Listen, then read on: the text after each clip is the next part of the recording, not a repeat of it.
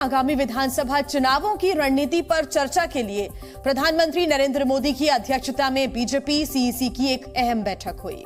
करीब 4 घंटे तक इस बैठक में मध्य प्रदेश, छत्तीसगढ़ को लेकर रणनीतियों पर चर्चा हुई और इस बीच कल कांग्रेस और आम आदमी पार्टी के बीच दिल्ली में चुनाव लड़ने को लेकर जमकर बयानबाजियां भी हुई हैं। आपको बता दें कि इंडिया गठबंधन अभी ही बना है और शुरुआत में ही दरारें भी दिखने लगी है।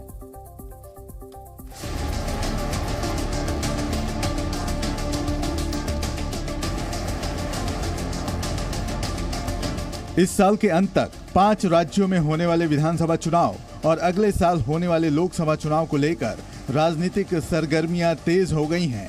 राजधानी दिल्ली में प्रधानमंत्री नरेंद्र मोदी की अध्यक्षता में बीजेपी की केंद्रीय चुनाव समिति की बैठक हुई। इसमें खास तौर से मध्य प्रदेश और छत्तीसगढ़ में तैयारियों पर चर्चा की गई। इस बैठक में पीएम मोदी, केंद्रीय गृह मंत्री अमित शाह, बीजेपी अध्यक्ष जेपी नड्डा और मध्य प्रदेश के मुख्यमंत्री शिवराज सिंह सहित तमाम दिग्गज नेता बैठक में शामिल हुए।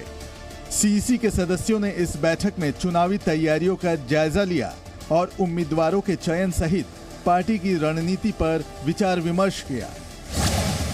बैठक में छत्तीसगढ़ की विधानसभा सीटों को ए, बी, सी और डी कैटेगरी में बांटा गया, जिसमें छत्तीसगढ़ की बी, सी और डी कैटेगरी के 27 सीटों पर चर्चा हुई।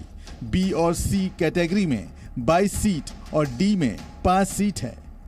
बी कैटेगरी जो कभी हारते कभी जीतते हैं, सी कैटेगरी जहां 2 बार से ज्यादा हारे और डी कैटेगरी जहां कभी जीते ही नहीं।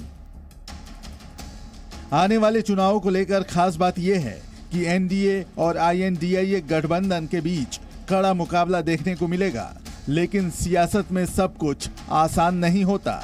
जो दिखता है वो कभी कभी पानी के बुलबुले की तरह फूट भी जाता है। एक तरफ बीजेपी और एनडीए गठबंधन आने वाले चुनावों के मद्देनजर रणनीति को अंजाम देने में जुटे हैं, तो वहीं आईएनडीए गठबंधन में आपसी कलह जारी है। बुधवार को दिल्ली में कांग्रेस और आम आदमी पार्टी के बीच खूब बयानबाजी का दौर चला। दरअसल कांग्रेस मुख्यालय में दिल्ली कांग्रेस के नेताओं की पार्टी अध्यक्ष मल्लिकार्जुन खड़गे और राहुल गांधी के साथ बैठक हुई, लेकिन इन सब के बीच कांग्रेस नेता अलका लांबा की ओर से दिल्ली की सभी 7 लोकसभा सीटों पर चुनाव लड़ने वाले बयान से सियासी हलचल मच गई। कांग्रेस नेता अलका लांबा ने बयान दिया कि कांग्रेस दिल्ली में सभी 7 लोकसभा सीटों पर चुनाव लड़ेगी।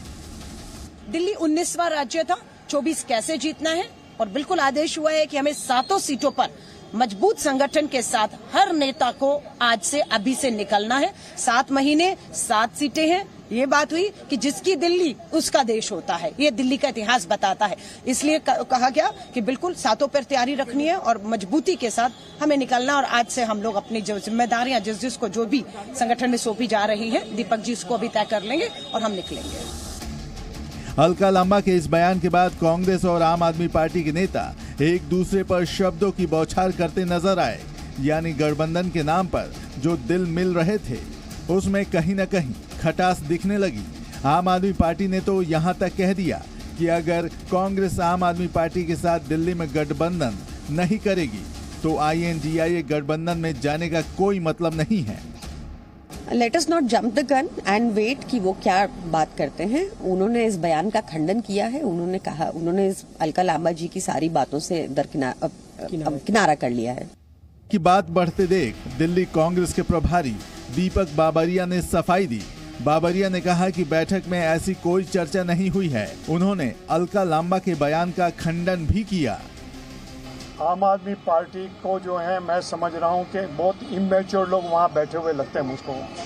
किसी प्रकार का मीडिया के बयान से वो इतने बड़े डिसीजन लेना चाहते हैं तो शायद ईश्वर भी उसको नहीं बचा पाएंगे।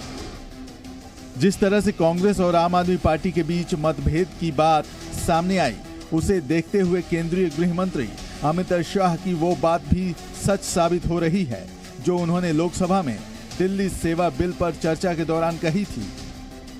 मगर ये बिल इसलिए महत्वपूर्ण है कि ये बिल आपके गठबंधन को क्षति करता है। और मैं एक बात आगे कह देता हूं कि ये बिल पास होने के बाद वैसे भी आपका गठबंधन टूट जाने वाला है। केजरीवाल जी आपको बाय बाय कर देंगे। जाहिर है चुनाव से पहले ही INDIA गठबंधन में खटपट दिखने लगी है। ब्यूरो रिपोर्ट, जी मीडिया। जी न्यूज़।